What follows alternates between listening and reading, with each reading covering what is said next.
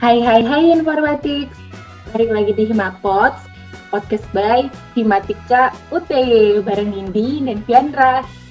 Jadi kali ini kita kedatangan tamu lagi nih, tapi tamu yang kali ini tamu yang keren banget loh. Kamu udah tahu belum Dra, tamu kali ini siapa? Wah, parah. Belum tahu. Siapa dia, Nin?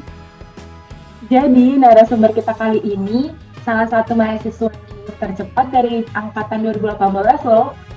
Tapi di episode kali ini kita nggak bakal hanya ngebahas tentang semua achievement yang didapetin selama kuliah yang pastinya keren-keren banget ya. Nah, bener. Kita bakal ngulik sampai dalam-dalamnya kayak seputar kesehariannya juga. Kepo nggak sih siapa? Siapa tuh? Nah, ini dia, ada Mas Yogi.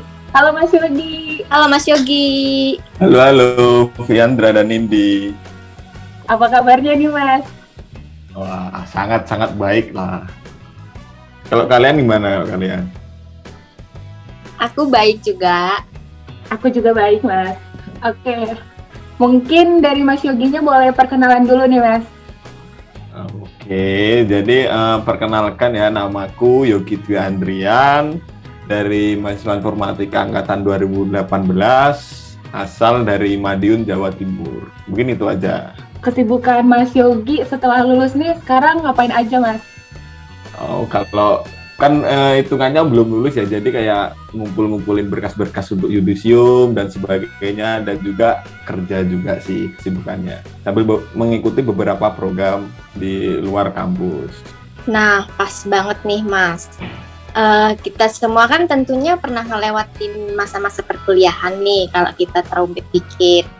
Terutama jadi mahasiswa awal semester dan bahkan hingga menjadi mahasiswa tingkat akhir.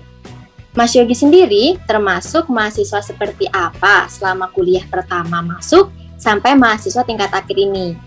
Misal kayak gini, mahasiswa kupu-kupu kah? Atau mahasiswa aktif organisasi kah?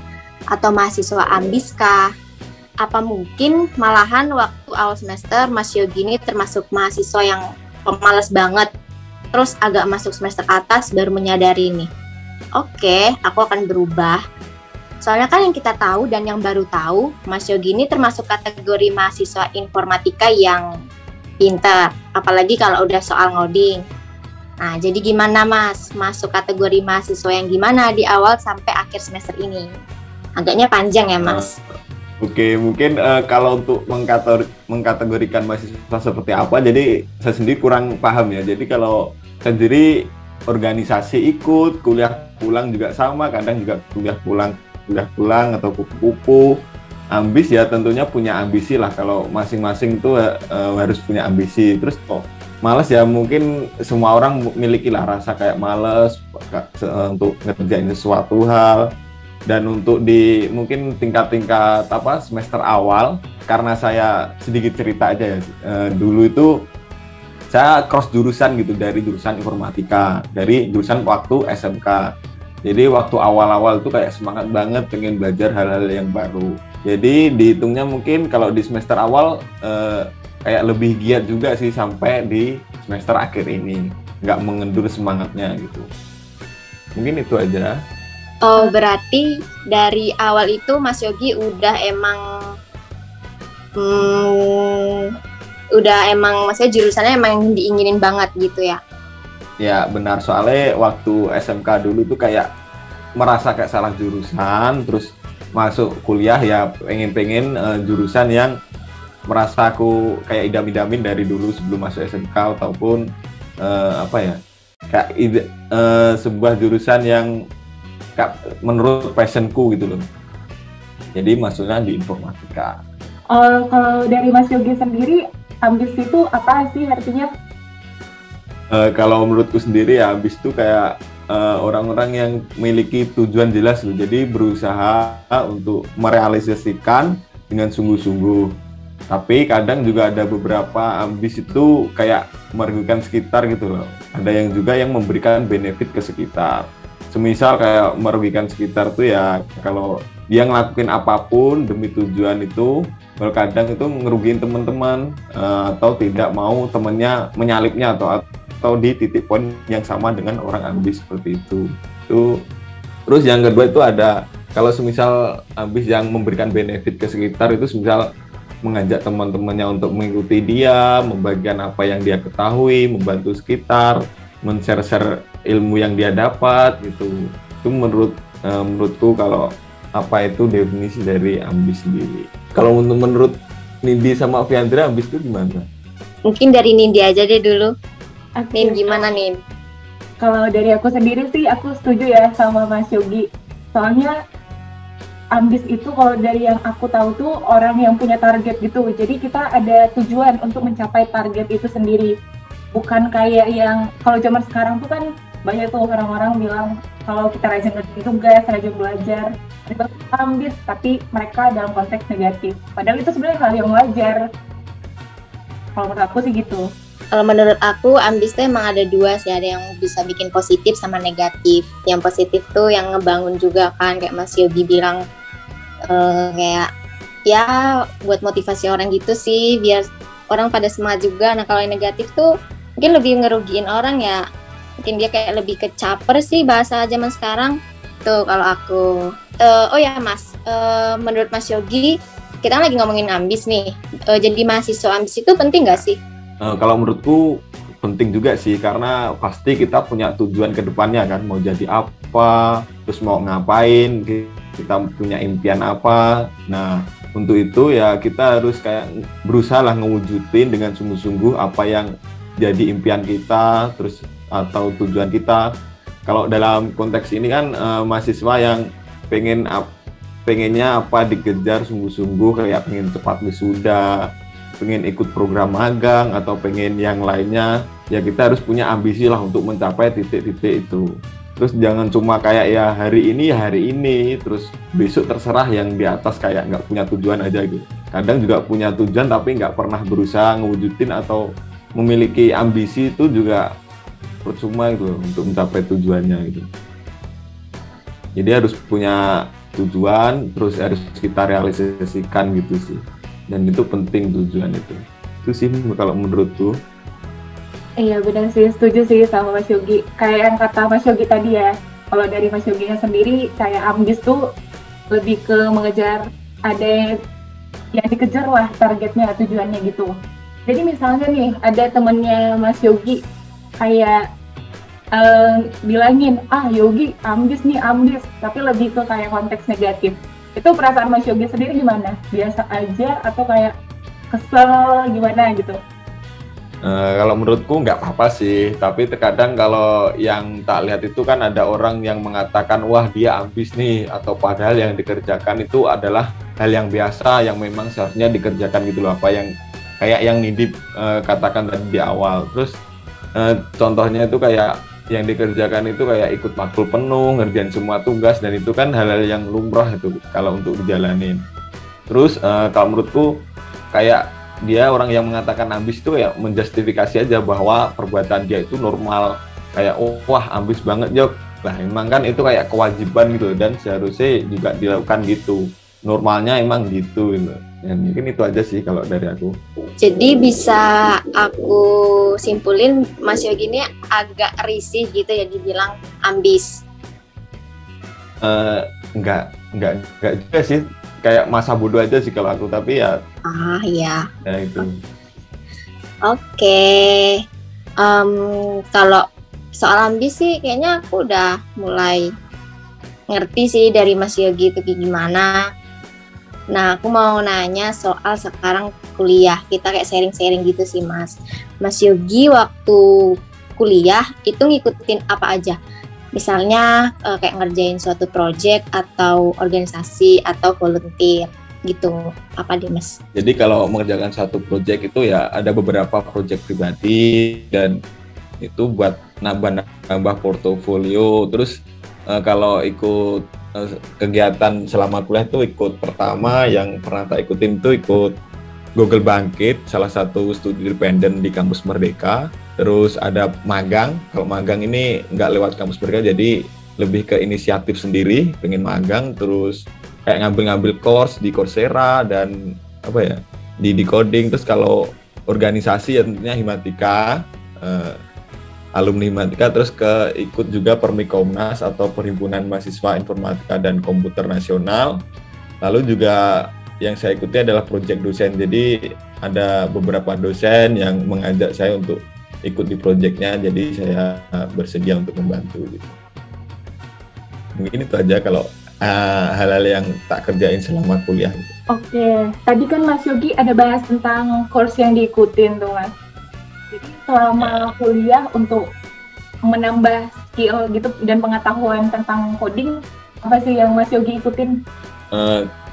Kalau yang tak ikutin tuh banyak banget ya course-nya itu, kayak di decoding itu yang pernah saya ikutin tuh kayak di pad-nya Android itu dari mulai beginner sampai ke tingkat akhir atau tingkat akhirnya di kelas itu pernah saya ikutin. Terus juga di decoding juga pernah mengikuti kayak dari kelas beginnernya di machine learning sampai ke kelas mahirnya machine learning di decoding juga sudah saya ikutin semua. Terus kalau Coursera ini lebih menarik ya, soalnya kayak pengajarnya itu langsung dari kayak Google gitu, jadi pengalaman itu lebih banyak. Jadi kalau kalian punya IG ya jangan cuma buat stalking atau apa bucin aja, tapi ya ikut-ikutin akun-akun beasiswa course gitu, jadi biar buat nambah skill yang di luar diajarkan sama kampus gitu loh. Ikutin course gitu bikin pusing nggak sih Mas? Maksudnya kan pasti udah kuliah terus course gitu. Kalau menurutku nggak juga sih, kan kuliahnya juga kita tahu nggak setiap hari ada tugas atau nggak setiap hari ngerjain sesuatu. Kadang kan ada waktu free-nya lah. Waktu free-nya itu daripada dibuat hal-hal yang kurang bermanfaat, mending kayak ikut course, ikut pelatihan.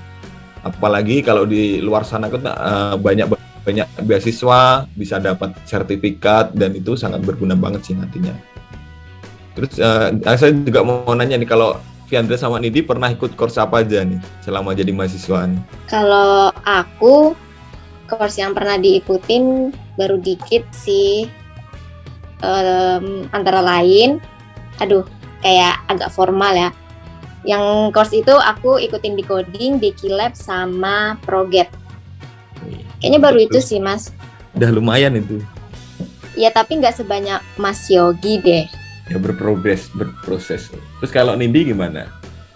Kalau aku juga masih sedikit sih, masih ikut Proget, decoding, itu aja sih kayaknya. Karena kan ini Mas Yogi udah mahasiswa tingkat akhir nih, pastinya udah pernah magang dong. Tadi kan aku juga ada dengar Mas Yogi hal yang dilakuin waktu selama kuliah itu ada magang juga. Nah, kira-kira gimana sih pengalaman saat magang pada saat itu? Nah, jadi kalau magang itu gimana, kita kayak pengalamannya itu banyak banget. Dari semisal kita semulanya belajar di kampus, belajar dengan teori-teori aja, prakteknya pun ada tapi tidak sebanyak di magang tuh. Jadi kalau waktu magang kita benar-benar dikasih real project di dunia industri, diberi studi kasus yang emang sulit untuk dipecahkan, dan itu jadi tantangan tersendiri. Terus kalau di pengalaman saya di magang itu kita juga lebih bisa belajar dengan bekerja dalam kelompok gitu, bekerja dengan tim, cara komunikasinya gimana, cara ngatur proyeknya, terus sesuai waktu pengumpulan proyeknya dan yang lain-lainnya juga. Terus di program kalau kalian magang juga pasti kalian akan dapat kayak mentor gitu. Jadi kalian dapat istilahnya itu kayak arahan atau bimbingan untuk Anda berproses berproses lagi materi-materi apa yang harus kalian capai gitu, untuk nantinya setelah kalian lulus itu kayak kayak skill yang harus kalian punya saat masuk ke dunia industri gitu. Mungkin itu aja sih kalau pengalaman saat magang. Lebih banyak pengalaman kayak di dunia kerja bener-bener real case gitu. Jadi kalau sebelumnya hanya teori, dan ini pasti ada kagetnya juga sih. Oh, kalau emang dunia kerja itu emang begini gitu. Agak beda jauh juga kalau untuk implementasinya. Magang yang Mas Gini ambil ini kira-kira di bidang apa aja Mas yang udah diambil sampai sekarang? Kalau aku kemarin itu magangnya di bidang data kah atau AI? Oke, kalau aku kemarin itu magangnya di FarX. Jadi kalau di FarX itu ada beberapa divisi ya. Jadi aku kemarin itu mengikuti divisi di AI developer, dan di sana itu spesialisasinya waktu dikasih tugas itu yang berhubungan dengan computer vision, kayak deteksi objek, deteksi plat, bikin kayak semacam e-tilang gitu-gitu. Pelajarannya kira-kira berarti beda banget dong dari kuliah. Nah, bener itu. Terus itu solusinya Mas Yogi gimana? Ya tentunya kan kalau kalau dari kampus kan emang hanya teori. Terus kalau untuk solusinya itu kan kalau di sana kan ada kayak mentor yang ngarahin kamu hari ini harus ngapain, yang dikerjakan apa, terus kayak dikasih contoh langkah-langkahnya untuk menerapkan apa yang kayak jadi tujuannya gitu loh. Jadi di sana itu memang walaupun sulit tapi kita juga dibimbing sama mentor-mentor yang ada gitu. Jadi lebih enak dan terarah gitu untuk proses belajarnya. Ini tuh.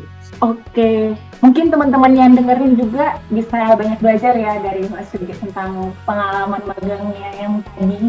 Mungkin teman-teman ada yang masih semester 2, 4, 6 yang pengen daftar magang juga sambil kuliah, mungkin tadi bisa diikutin tuh dari Mas Yogi-nya.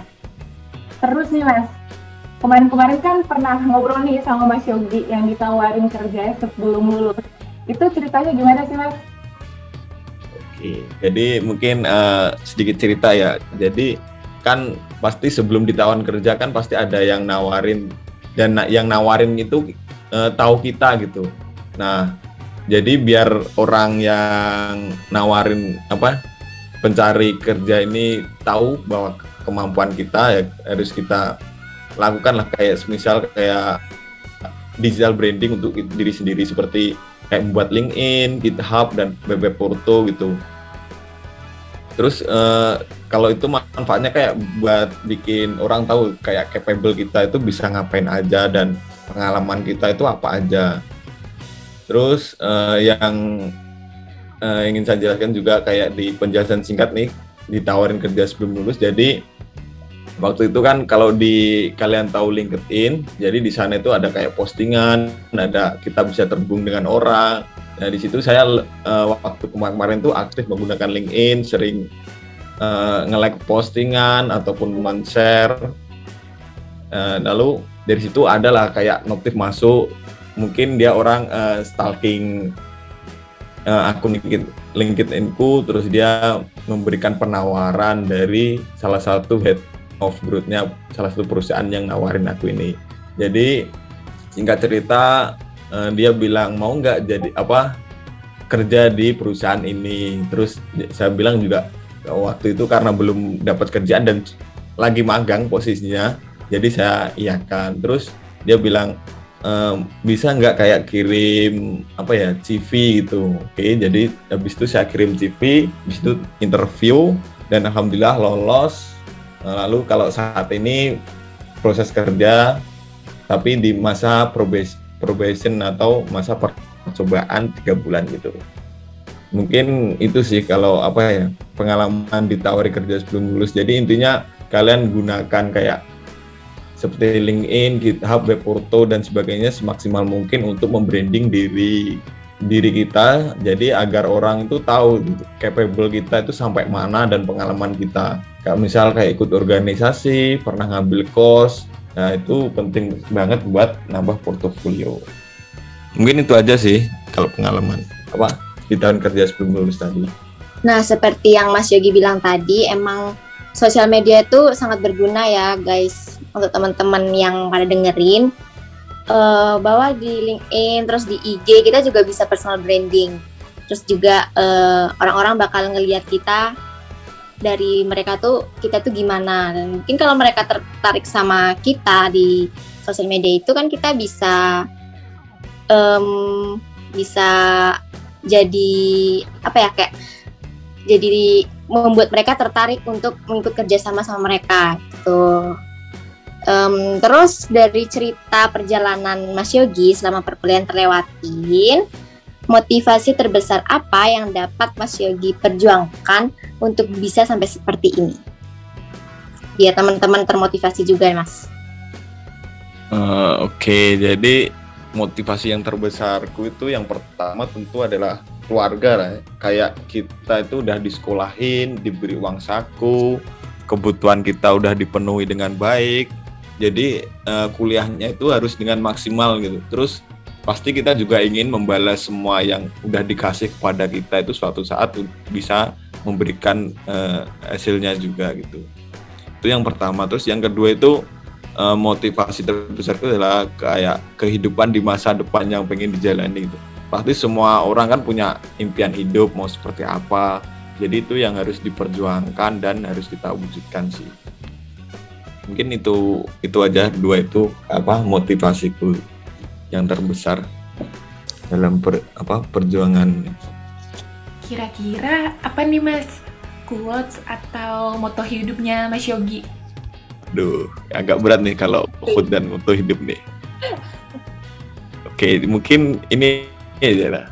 Kalau quote itu kayak ngambil dari sebuah kitabnya, Tuhan tidak akan memberikan cobaan melebihi kemampuan hamba-Nya. Nah, jadi ketika kita mendapatkan sebuah cobaan, mendapatkan sebuah masalah, pasti kita bisa menyelesaikannya. Kita jadi jangan pernah menyerah, apapun yang pengen kita tuju, kita harus berusaha sungguh-sungguh, walaupun nanti di tengahnya mungkin ada masalah, pasti masalah itu bisa teratasi. Mungkin itu sih kalau quote atau moto hidupku. Sebelum aku sama Nindi menutup episode podcast kali ini, kami mau dengar pesan dan kesan Mas Yogi untuk kita dan para pendengar. Silakan Mas. Oke, untuk kesannya ya, kalau kesannya makasih ya udah diundang di podcast Himatika ini. Terus kalau pesan pasangan boleh nggak sih? Boleh. Oh, boleh. Boleh, paling kami cariin dulu tapi cocok apa enggak. Oke, jadi mungkin pesanku gini aja ya, kalau kalian tuh harus punya tujuan dan harus berusaha gitu untuk mewujudkannya. Dengan salah satu syaratnya itu dengan tindakan. Udah itu aja sih. Kalau pesan pasangan nggak boleh, itu pesanku. Okay. Kalau boleh ya guys. Kalau boleh. Oh, kiu.